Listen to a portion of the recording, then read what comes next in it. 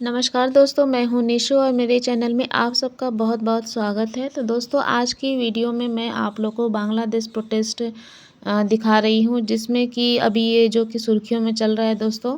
और बांग्लादेश हिंसा को लेकर मणिपुर सरकार सतर्क हो गई है और नाइट कर्फ्यू का ऐलान हो चुका है दोस्तों, और सीमा पर हाई अलर्ट भी।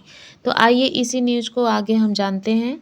दोस्तों, मणिपुर सरकार ने मंगलवार को बांग्लादेश से अवैध तरीके से किसी भी तरह के घुसपैठ को रोकने के लिए फेर जावल और जिरीबाम जिले के कुछ हिस्सों में रात्रि को कर्फ्यू लगा दिया था।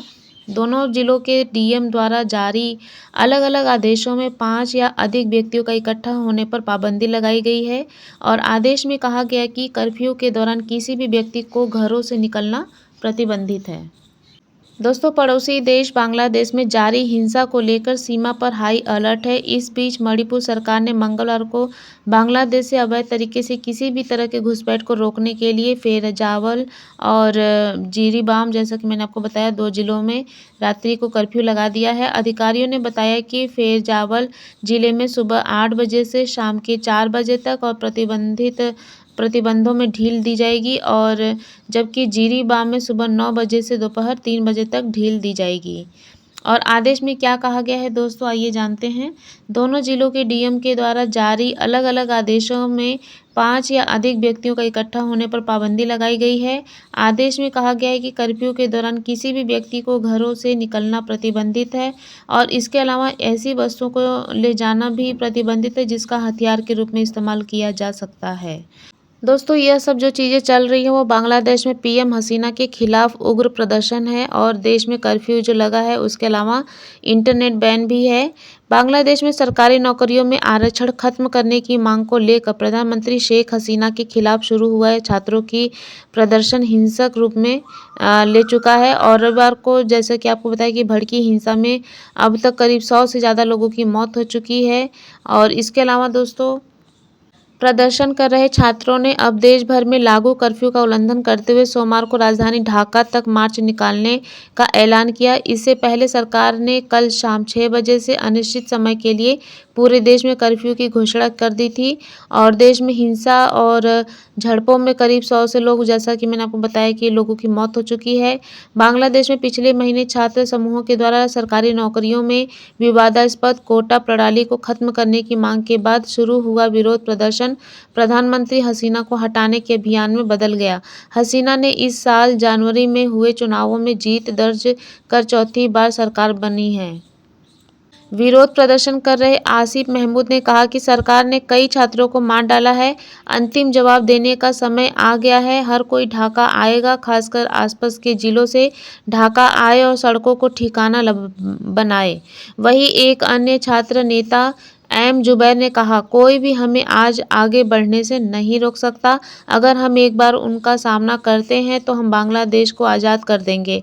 और मैं सेना के भाइयों से कहना चाहता हूं कि वे तानाशाह के साथ गठबंधन न करें, या तो आप लोगों के साथ रहे या किसी का साथ ना दे।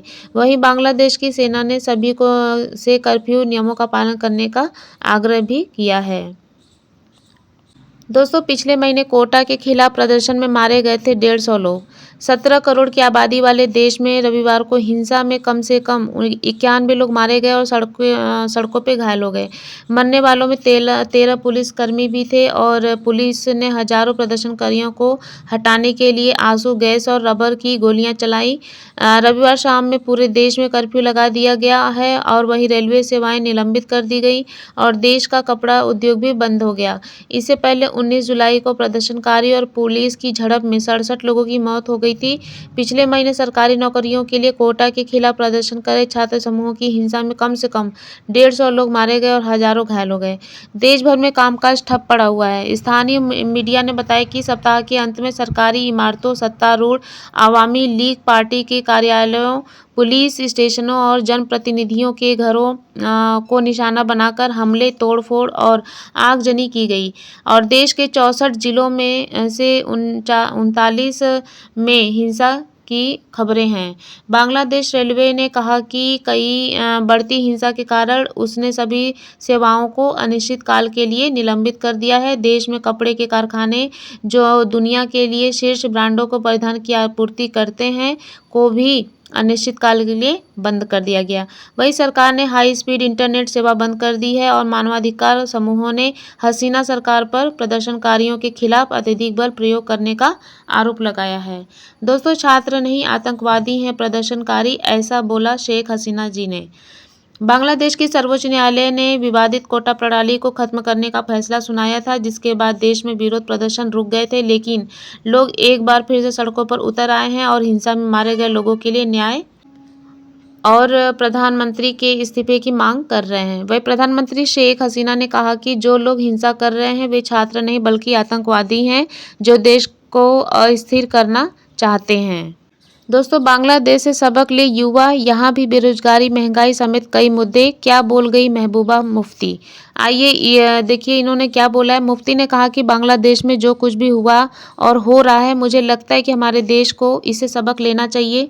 जब आपके पास एक बड़ी युवा आबादी होती है और आप उन्हें नज़रअंदाज करते हैं, तब महंगाई और बेरोजगारी की मार उन पर पड़ती है, तब ऐसे हालात पैदा होते हैं। दोस्तों, जम्मू कश्मीर की पूर्व मुख्यमंत्री और पीपुल्स डेमोक्रेटिक पार्टी की अध्यक्ष महबूबा मुफ्ती ने कहा कि बांग्लादेश की घटना से यहाँ के युवाओं को भी सबक लेना चाहिए। जम्मू कश्मीर के संदर्भ में बात करते हुए मुफ्ती ने बुधवार को कहा कि जम्मू कश्मीर के युवाओं के पास भी बहुत सारे मुद्दे हैं, हमें बांग्लादेश में से सबक लेना चाहिए। उसके साथ ही राजनीतिक दलों को सलाह देते हुए मुफ्ती ने कहा, बांग्लादेश में जो कुछ भी हुआ है और हो रहा है, मुझे लगता है कि हमारे देश को इससे सबक लेना चाहिए। जब आपके पास एक बड़ी युवा आबादी होती है और आप उन्हें नज़रअंदाज करने की कोशिश करते हैं, तब महंगाई और बेरोजगारी की मार उन पर पड़ती है, तब ऐसे हालात पैदा होते हैं। उन्होंने कहा कि आरक्षण कमज़ोर वर्ग के लिए अच्छा है, लेकिन यह जनसंख्या के अनुपात में होना चाहिए। हमें बांग्लादेश से सबक लेना चाहिए कि तानाशाही लंबे समय तक नहीं टिकती है और लोगों के धैर्य की सीमा आखिर टूट ही जाती है। वह इतने पर ही नहीं रुकी, उन्होंने आगे कहा कि तब आपको भी शेख हसीना की तरह भागना पड़ेगा। पूर्व मुख्यमंत्री ने कहा, विशेष रूप से जम्मू और कश्मीर के संबंध में हमें बांग्लादेश से सबक लेना चाहिए। दोस्तों, यह तो मुफ्ती जी के शब्द थे जो उन्होंने बोला है। उनकी बातों का असर युवा पीढ़ी पर, जनता पर क्या पड़ेगा, वो तो आने वाले न्यूज़ में ही पता चलेगा। दोस्तों, तो बस अपनी वीडियो को, अपनी जानकारी को यहीं पे मैं विराम देती हूँ। आई होप मेरी ये आज की जानकारी आप लोगों को अच्छी लगी होगी और आप रूबरू हुए होंगे कि आज अभी न्यूज़ में क्या चल रहा है। तो दोस्तों बस मिलते हैं अपने एक नए वीडियो के साथ, एक नए न्यूज़ और एक नए जानकारी के साथ। तब तक के लिए बाय बाय, सी यू।